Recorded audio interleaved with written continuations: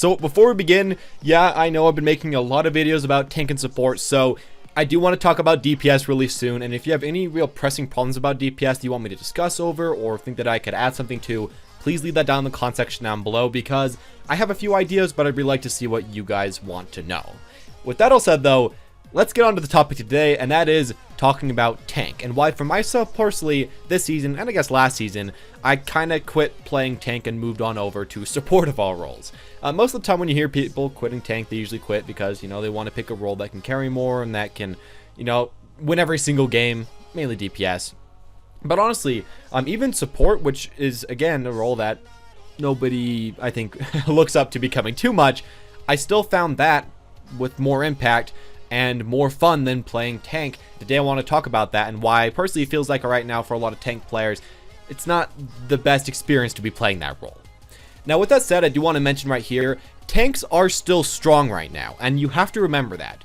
Just because tanks aren't the funnest heroes, doesn't mean that they aren't good to have on your team still, and I think a lot of people forget this. If you look at win rates, Orisa is still extremely strong. Reinhardt's actually doing pretty well-ish right now. There's still a lot of tanks being played, and overall, having a tank makes a team comp that is much easier to go with. So no, I'm not saying quit your tank. I'm not saying that we don't need them anymore. We still do a lot. I'm just saying that right now, it's not the most fun time in the world to play them, or at least it hasn't been for the last few seasons.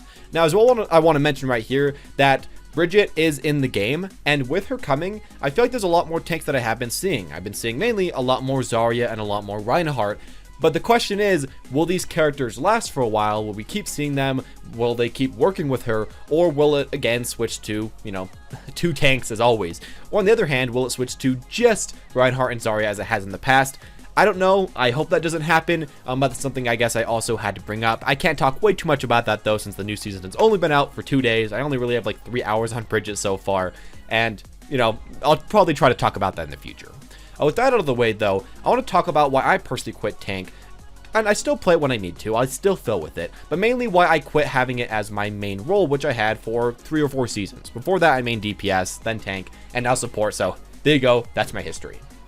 Back to the topic at hand, and back to tank mains themselves, I feel like there's some big problems that tank mains have been facing, and that have been not necessarily making their characters weaker or making their characters less necessary, but maybe allowing more spaces for the characters not needing to be played and allowing more people to not have to pick up this role, and as well, I guess, some reasons why this role is getting a little bit stale at this point. And I guess let me get on to the first reason here, and that will go on to the stale reason. I feel like with tank right now, the meta has been stale for a long time with tanks. And right now, it might be switching up a little bit. We might be getting Zarya, Reinhardt, Bridget, so that's kind of cool.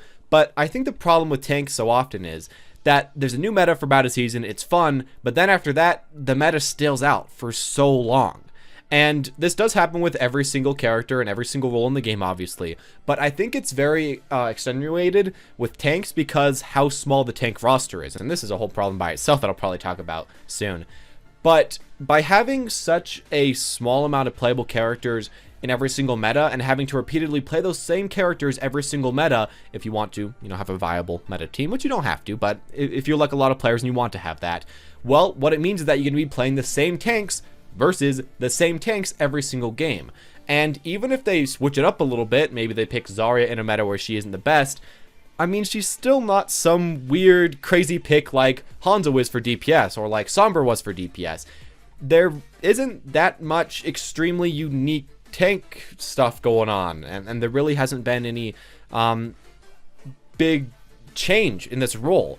And I think the problem about that is that it does create a somewhat balanced environment. I mean, the tanks are usually almost all kind of playable depending on the meta, but what it does for sure is make so that it does get stale quick. And since the game's been out for 2 years, and since the game still plays essentially the same for a lot of the tank players, it's just not the funnest. I mean, it could be Reinhardt meta holding up his shield, it could be Winston meta jumping in, whatever it is, it feels really similar every single game. And especially when you play your Winston diva versus their Winston diva every single game, even though that is meta, I mean, even though that is strong, and even though you can win games with that, it's just a lack of variety, and a lot of other games don't really have that. When you look at League of Legends, there's like at least 10 to 15 tanks that you can pick up, you can switch around, and even during tank metas there's still at least 5 to 10 you can play, usually like more like 10 to 15 I guess, but in this game it is down quite a bit, and the fact that you have to pick 2 of those tanks as well every single game if you are playing the 2-2-2 meta makes so that you're going to be seeing them even more. It's going to be even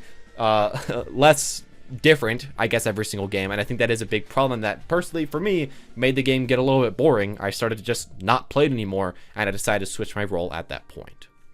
Now, my next topic right here about tanks is that a lot of the tanks by design seem to have less outplay potential per game than DPS / supports, and this I wouldn't even say is, I guess, way too big of a problem. It's just kind of how it's worked out. But I think the problem is that you can't give every single character in the game a ton of outplay potential. That's just not how it works. And, tanks do have to be slower, do have to be bigger, and do have to have just lumber around more.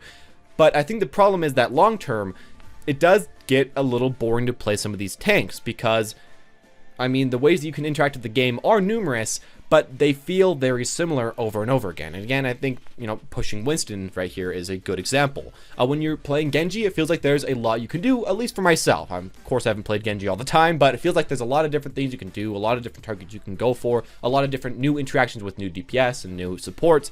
But with Winston, you just kind of dive in, jump on the target that you're supposed to be going for, probably a Zen every single game, rinse, repeat, over and over and over for hundreds of games. And that is way too much boiling it down to one medial task, but still you can kind of see how that extenuated could point to tanks just feeling like they couldn't do as much, and over time it does kind of get boring, not feeling like you have as much ways to outplay the opponent as they have ways to outplay you. Again, I want to mention right here that a lot of the tanks don't really need that outplay potential. They are strong by themselves and they can do a ton in the game, but just because a character's strong doesn't mean it's always the funnest to play them, and I think a lot of tanks kind of have a problem with that. Now, to my next point here, against a lot of the current DPS right now, it feels like you as a tank are extremely important, extremely strong, but you need very fast pushes with your team to be useful, otherwise you don't do anything. And this has just been for like the last 5 seasons. It could be dive comp, could be a really fast death ball comp, could be whatever. But a lot of the times as tank, you do have to get in really quick, close that space, and start hurting people. Especially since a lot of the hit scans just been kind of bad for a long time. But I think the problem is that it's really annoying to play tank in this way because a lot of the times people want to slowly push up, slowly get space, slowly get their damage out, and then when they finally get a pick, then they're ready to go in.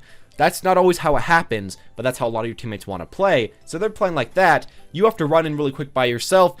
You see all these Ryans killing themselves, you see all these Winstons killing themselves, and overall it's kind of a unfun situation to be in again.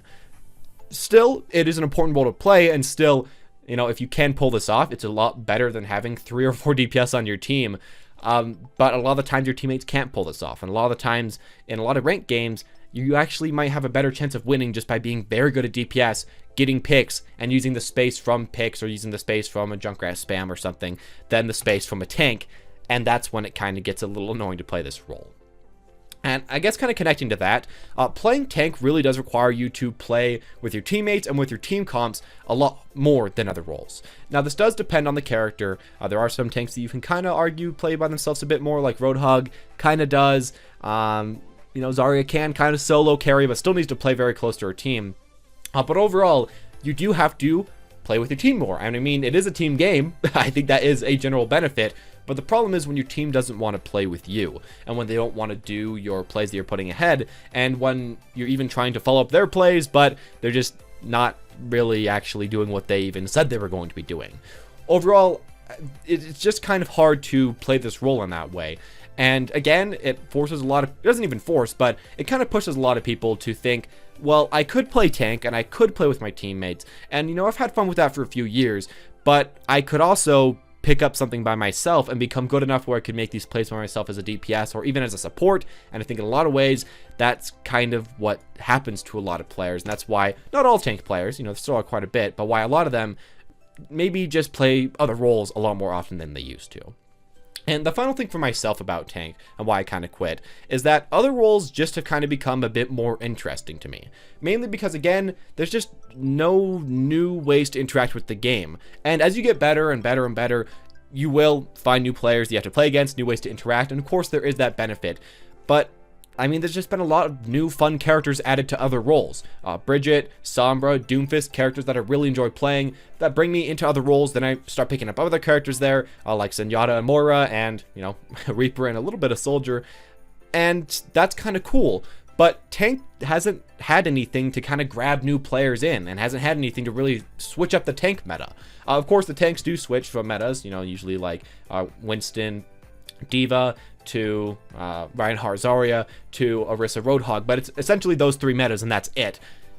There's no new tank that has swapped everything up, and even when we did have the new tank, that being Orisa, for me, she wasn't that fun at all. You couldn't really interact with the game that much, and it feels like while you are a very strong character, there's not much you're doing, and in a lot of cases, it just stopped being fun. And what I really hope for the future of tanks is that they add some new characters. They maybe change how some of these characters' kits work so that they can interact with the game more, and I think that would be great. I'm fine with people improving the DPS so that they can do better against tanks if tanks become too strong. I'm fine if you want supports to, you know, interact with tanks differently, because that could also be cool. You know, I mean, Lucio's speed boost completely changed how tanks played. If they added new stuff like that, that would also be awesome.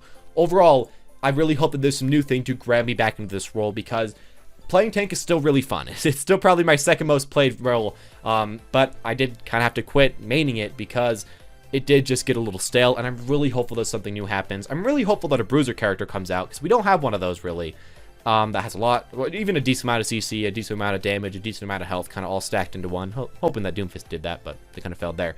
But something new, I think, would be really great with this role. And of course, there have been all these other problems that I've been mentioning, and having some of those be fixed would also be really good in my opinion.